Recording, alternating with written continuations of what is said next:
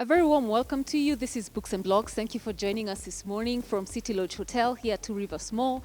My name is Catherine Mwangi. Today we yet again have another book club where we review an exciting book. This time round, Wild Things, The Art of Nurturing Boys. So let's go meet the teams that we'll be doing this with. Direct your children onto the right path, and when they are older, they will not leave it. This is the wise proverb saying that Stephen James and David Thomas did not deviate from when they wrote the chapters of The Art of Nurturing Boys. It is an exciting handbook for raising boys and gives fantastic insights into boyhood in a Christian and scientific way. The book Wild Things, The Art of Nurturing Boys, is about how we as fathers and mothers and teachers and pastors and mentors can help shape the life of a boy and guide him on his journey through life. We talk so much in that about how boys are these wild creatures that aren't meant to be tamed, but to be understood, and we nurture them out of understanding them as these wild beings. The authors explain the stages a boy goes through and explores the distinguishing characteristics of each stage from many standpoints: a boy's neurology and physiology, a boy's emotions, cognitive development, and spiritual life.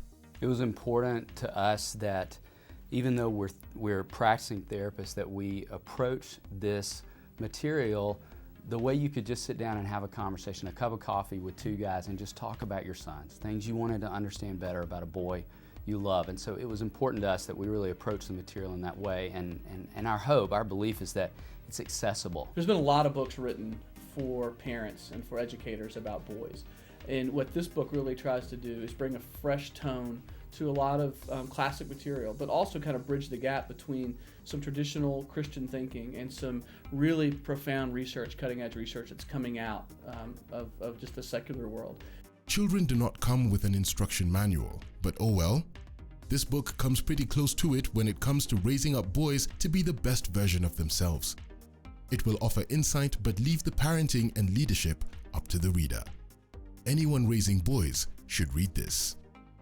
Thank you for joining us here today on Books and Blogs with members of the LYP Readers and Leaders Book Club. Again, their second time on the show, Karibuni Sana. And I will give them an opportunity to tell us their names and just a tiny little bit of what you do either in the club or in your life. Okay, I'm Washington Moing. I'm a member of the board of LYP. I'm an entrepreneur dealing mainly with design and branding. Karibu Sana. My name is Faraha Bongwe. I'm a social media marketing manager. I specialize in multi-channel marketing and content development. I'm also the club secretary. Okay, beautiful name for Rahab. And Andrew. Okay, I already told you, but yeah. Oh yeah, so you've said my first name, Andrew Balongo Pere, and I'm a designer, graphic designer, photographer, videographer, editor, actor, marketer. Karibu Sana with the as. And Miss Josephine. Yes, I'm Josephine Dambuki. I'm in technology, working in telecoms. And in the LYP, I'm a founder and the current vice chair. Okay, you're most welcome. And Miss Nelly, we have you again.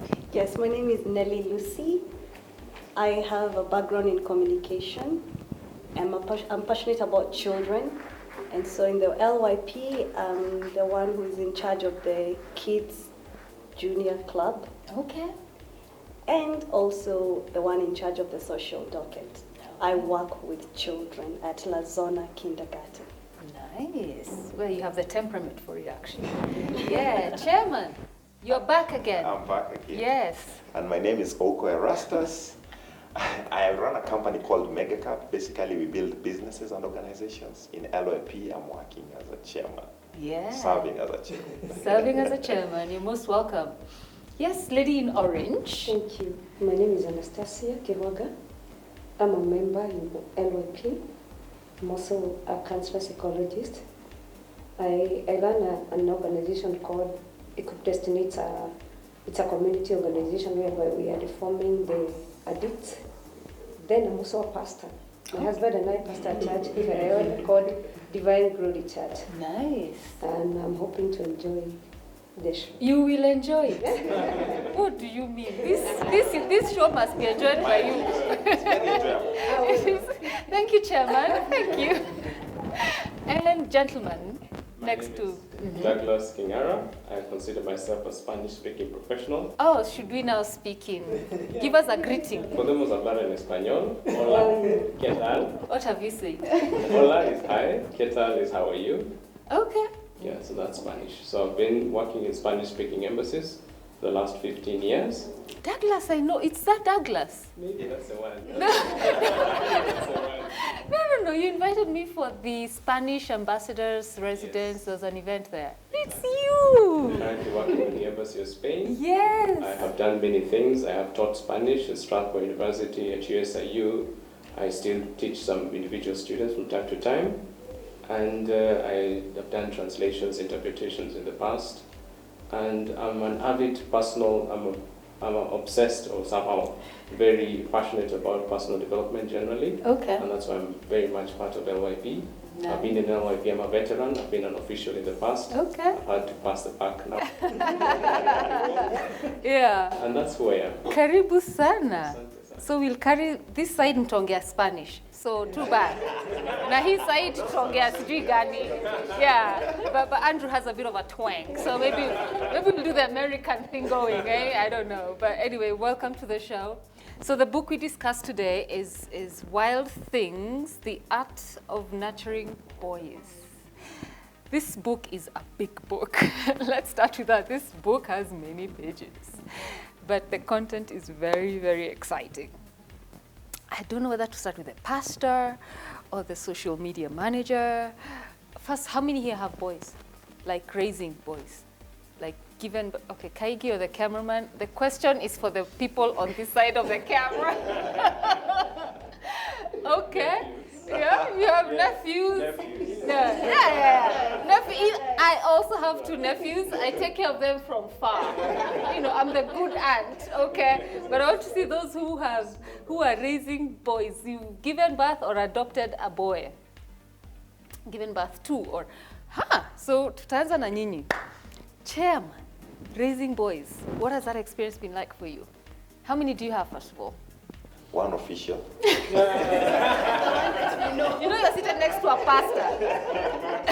Don't forget. You're sitting next to a pastor. You're in a very, very dangerous position. No, but it has really been an amazing experience. Okay. Amazing experience raising boys, and it's intriguing and also comparing because I'm a boy. Comparing how I grew up and the way I thought and now, and also looking at it from that perspective of now, a parent, vis-a-vis when you are the boy. Yeah, yes. I'm told it's very different. It's different. Like you almost call your parents and say, I'm so sorry for everything. I see what I did. You see what? And they're like, and they let you, they say, we told you so. And what about you, Nelly? Yes, I have a teenager. Oh, okay. Yes, and I thank God my parents have really helped me with him. But of course, in the early years, I was really part of him growing up, 0 to 3 years. Then I left, and I came back, and So I've been in and out of his life. Okay. But mostly, I've been there, and especially when there is trouble, my mom goes like, and I go like, okay. That's a full conversation. She's like, and I know what's coming next. I'm like, okay. Okay. So, yes, and it's a great experience. Yeah. And also being in the world of children, I'm able to see things that I might have done wrongly and things that have changed within the years because I've done this over 10 years. And it's a new thing. Kids are coming up and they're coming up differently with gadgets. I think if I get my next one, I'll be you are getting it. There's a pastor. Why do I need to remind this panel there's a pastor here that can pray for you? When I get the next one very soon, I am sure to. Oh, very soon, girl. Okay. Oh, where's Mercy? Mercy was here for the last show. Okay, pastor. You have a boy. Yes, I have a boy. I have a boy who is 11 years. He's in between my 2 girls. Okay. I have Gloria, who is a teenager. Then I have Emmanuel, and then I have Happiness. it is very hard. It has been an experience that I have never had of it in this world, because my daughter, the firstborn, she's very calm, cool, collected. My son is all over. Sometimes he dismantles things. You know, things are put apart. At 11? Yes. Things are apart. Like another time I met him, he has used the batteries for the remote to come up with a motor or something. So he's in a world of his own. Yeah. I have been learning a lot from him. Yeah. Sometimes he goes to, okay, he's not too much to that. Even when we quarrel, he'll still find his way coming to me. Wow. So it's like I've been exploring through him. Yes. Because my daughter, again, the smaller one, she's also calm, cool, collected. I have somebody else in between there, in his own world, and it has been an experience. He's so good. I realize he's so talented. He's hyper, and in fact, now at this age, I'm thinking, what should I do to him? Because the energy cannot be contained in that house. The book is here to help all of us, including those on our way. Yeah. Josephine. Yes, so I have a boy. I'll speak about nurturing 2 boys. You have 2? No. Mine is young, about 6 months now. But I've also been a very key part of raising my nephew. Nataka wako. Oh, he lives with you? No, yes. Okay, more or less. Okay. Yeah. And my nephew is an energy bubble. You know, I would just say he is always on a high, completely full time. Yes, full time. So he's always full of activity, adventure, and you can't tell him no. That no will last for 2 seconds and then he's up again, and he gets tired and sleeps anywhere. So you'll find him sleeping under the couch, on a chair that his head is at on the seat side and his legs are on top, and you'll be wondering how do you just sleep this position? Like this? Because it just doesn't make sense. Wow. So it's been an exciting journey. I also have daughters, and again, you can't compare because my daughter is organized, cool. He's very like Pastor's daughter, yes. But this boy just comes and upturns everything in the house. But it's also just, I think, an exciting adventure. Okay. My young boy, 6 months old, is also showing a different growth path as compared to my girls, because I can already see the adventure in him and the curiosity in him. And even when you're breastfeeding, he is not sitting properly. He is already sitting, I don't know which style. Okay. Washington, you also have a boy? Yeah. Okay. 3.5 years old, and sometimes I wonder whether I'm parenting or because he's all over, he has to jump from one seat to the next, hurting his hand. Yeah. So I'm wondering, am I parenting or am I hedging him from risk? But my parenting of that boy is unpredictable because I don't know what he's going to do next. And he's already independent. He tells me no.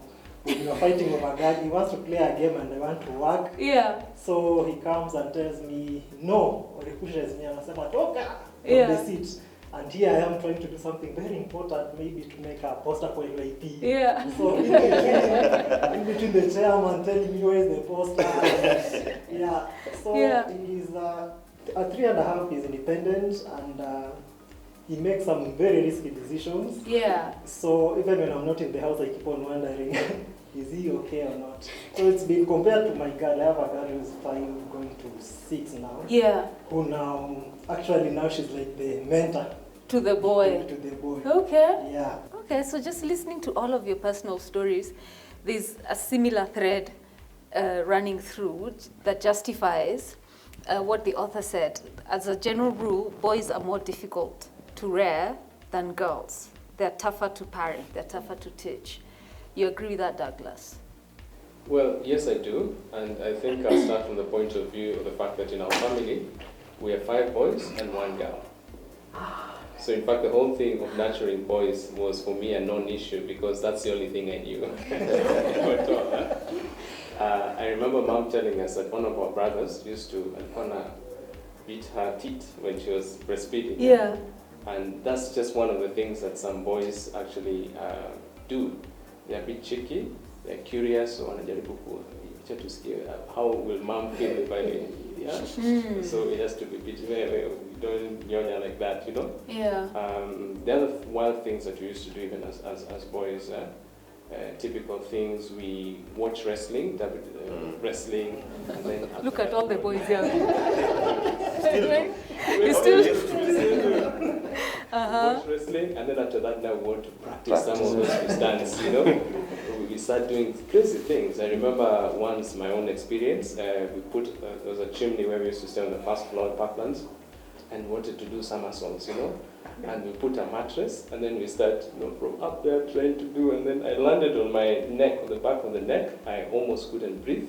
My bro had to pull the head a bit because oh my it was that goodness. bad. So we are risk takers, and that of course is very problematic because I once also just hurt my tooth. I mean, actually was playing in the corridor with a soccer ball, a small ball that we used to make with jualas and canvas, you know.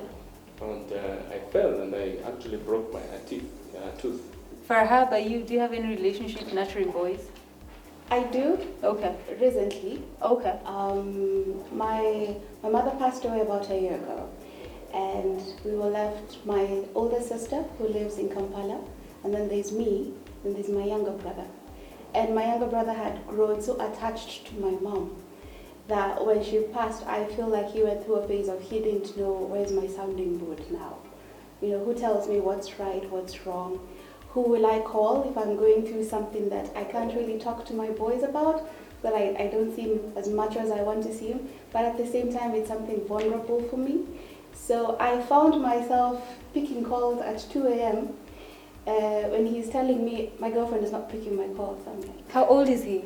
He's not 25. Wow. So one of the things that I go through is, what do you say? I didn't even know you were dating, so let's go back to when did you start dating? Yeah. Back me up. Yeah. Who was this you're dating? So that experience for me has, a lot of people don't understand him, and I think because my brother's personality is, he's more of an introvert, and it looked like it was only my mother who could bring him out of his shell. And so now a lot of people are like, oh, where is he? Why doesn't he pick calls? You know, who is he with? Who are his friends? Most people don't even know where he lives in this Nairobi. You know, you just see him in a family gathering and, oh, hi, and he's done. So now I find myself having to parent, right, in a way, a man. Yeah. And I will say, reading the book helped me become a lot more compassionate. There are a lot of things I didn't think guys felt. Like, I didn't know guys felt fear, or vulnerability, or, or stress. Yeah. No, you're a man. Yeah, don't feel. Like don't feel. Take My God. And now I'm having to take a step back, and before I say something, I'm like, wait, that could actually hurt him. Okay. Yeah, so I'm starting to become more compassionate. I wasn't as compassionate. Wow, okay. Yes. Andrew, draw for us the plot line of this book. So the plot line deals with, there's a section on the neurology of the boys, how they learn, so that we can now understand where we are failing and how we need to nurture them. You know, they can learn visually, they learn through spatial, which means how things interact with space and time, your environment. So that's why you notice they do a lot of activities. They try and take a ball and see, they try and hit you and say, okay, don't throw it with so much strength or little strength. That's the spatial intelligence. And then there's experiential. That's why you notice they want to be around the adults to figure out what's going on, a lot of the why questions. They don't just take the verbal teaching. You see, they don't learn. They want to see what you're actually doing. And it is monkey see, monkey do. And I think that's the most important part of the book. Letting adults know boys learn by being shown, not by being told. Because if you notice the language of the boys, you can tell where that influence is coming from. You can say, oh, yeah, that's from the husband. Oh, yeah, that's from me. And if they start saying things that are not from either of you, then you'll ask, where did that information come from? But if you listen, you'll see where it's coming from. Maybe it's that TV show or that cartoon. Like when I hang around my nephews, I can tell what they've been watching. and of late they've been like watching Black Panther, you know, and there were just different scenes. Okay. You know, like the first scene where T'Challa is fighting, you know, so that he can get the mantle of the king. And these boys are just replaying that scene, you know, rewinding, playing, and then they act it out later on. You can see that they learn more from experience, what they see, and what they interact Not with. being told. Yes. Maybe on that question, I would also just help to summarize in 3 parts, Yes. 3 broad parts. The first part is the way of the boy, the way of the boy. And we even have segments where you say from 0 through 2 years, the explorer, talk about from 3 to 6 years, with different stages, the wanderer, the individual, and then up to the warrior when they hit 17 to 18. And then the second part is on the mind of the boy, the way the boy thinks. And this is important, especially for parents, to also know what are the mistakes to avoid, because you understand the mind of the boy. And then from the third part of the book is the heart of the boy. So what really counts, I think, from some of the examples you're talking about, what is very close to them, and really being able to interpret some of these things. Nelly, in working with children, and so we just keep this to boys, begging on what Farahab has said, that she grew up thinking boys don't feel, or whether they shouldn't or they don't, you know, and that is a misconception that I think, especially in our society, we've grown up with. You know, boys are told don't cry. A man is not supposed to cry. So you find you're raising men with closed up feelings, zero vulnerability. No one knows what they're thinking, feeling, what their next steps are. So having worked with kindergarten kids from that stage, is it something that you see, or is it better now?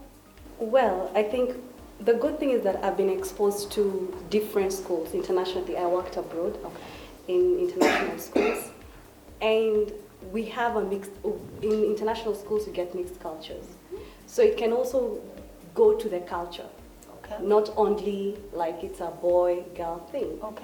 But in my experience, when the kids are 2, if a kid falls down, definitely he will cry, whether it's a boy or a girl. So how do you respond to that? In a kindergarten setting, it's very obvious. You will always go and help out. You won't tell the kid, suppress those feelings. So I feel that this is more outside the kindergarten. It goes back to the homes, because in schools, I doubt if a teacher would tell you, wewe ni kijana, kwa nini unalia? You know. So why do our parents tell us then?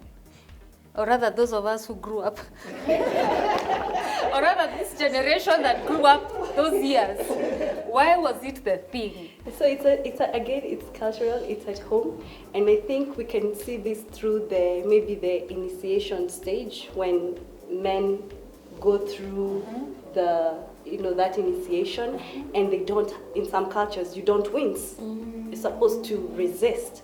So that means if you cry, you're becoming a woman, because women will like crying. So when you grow up and you want to make sure that you're preparing your boy, this is just my thinking, you're preparing your boy for that day. You don't want him to cry, so why should he cry when he falls down? It's just a small thing. So I think, and these are just my thoughts, that it's more at home than in schools. And unfortunately, schools are the ones that take more time, but also the words of the parents have a very huge impact. So I can be doing the right thing in school, but it might be watered down when it gets home. So That's so true. And there's one thing I've been observing. You know, as an uncle, you get to be objective, because now my nephews are showing me how I was growing up as a boy and the messages that are happening. Because I noticed while we are younger, just like Nelly mentioned, if you fall down, you can cry. You come to the parent, I'm crying. Then you're like, what happened? Oh, she hit me. Oh, why'd you hit him? You know, bad, don't do that again. But suddenly when the boy gets to the age like 8, 9, When the same thing happens, hit me. What do you as a parent say? You're a big boy now, you shouldn't be crying, stop it. But we fail to realize the underlying message we communicate to the kid at that point. Originally, what were you doing? You're the authority figure that if anything happens to you, you can come to me anytime and I'll sort out whatever you're dealing with. Now, the second message when you tell them stop it, it is, I'm the authority figure, whatever you're dealing with, you have to do it by yourself. And you're not giving them a framework of how to do it. Yeah. So what happens? You keep it in them. So hence you start noticing. That is the beginning where we learn, oh, big boys don't cry. It's because you tell us. Yeah. Yes. Yes. The way you're asking about the teachers, some of them they can beat without caring. It depends on the individual, the emotional well-being. If I'm hurt back at home, I'll try to project feeling to the boy, even without masses, because I am already hurting. So maybe my husband hurt me back, or somebody else has hurt me. So I have a counter transference whereby I'm going to transfer my feeling to somebody else. And that one has worked against our boys in school, because what happened is they inhibit feelings. And once they inhibit them, they will not talk. The ones who are extroverts, they may explode during the teenage, the wonder stage. But the ones who are introverts, they tend to keep in the feelings. And that one is very destructive. We are seeing some of the trends that are coming, the suicidal and homicidal auditions. It's somebody who has been harboring feelings. My mother did this to me. Nobody understood my world. And so because they never understood the world, they will tend to be seen during the teenage, when they are very much into being quiet and calm, nobody to express to them, no parents to affirm them what they are doing is right or wrong. What happened is, a boy will become cool, collected. What I've, with my experience in school, most of them enter into drugs. I'm not saying all of them. Yeah. While into drugs, they look for something to, we call it the wonder stage, we also call it in the psychology as the identity versus the condition. It's either a boy gets an identity. My dad is my role model. I was affirmed when I was young, but if I was not, I'll get a kind of confusion. Whoever comes my way, the peers or somebody, I'll attach to them. So they get a clique of a group whereby I want to become. But then they do it in a very destructive way, as opposed to doing the formative years very well, whereby they do it, they grow up the stages, the developmental stages, in a very constructive way. Yeah. So I think also, even as parents, we need to take on our feelings. Let's not project them to them. They're human beings, and we fix them. Yeah. I'd like to also just add something. Okay, before you add, just hold that thought where it is, because you will be adding that thought after the break. Don't go too far.